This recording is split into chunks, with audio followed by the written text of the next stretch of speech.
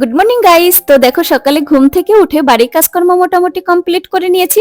আর এখানে গ্যারেজের মধ্যে বর গাড়ি মুছছে। কয়েকদিন হলো গাড়িটাকে না মোছা হয় না, তাই আজকে সুন্দর করে মুছে রাখলো।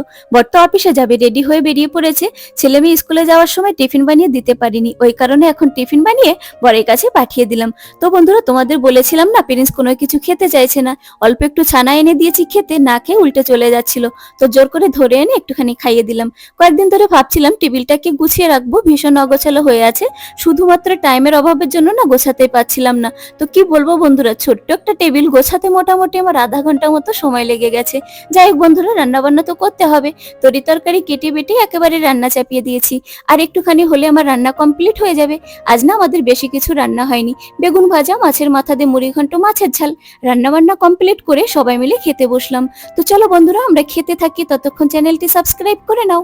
আর অবশ্যই কমেন্টে জানিও কেমন লাগলো ভিডিওটি। Bye bye.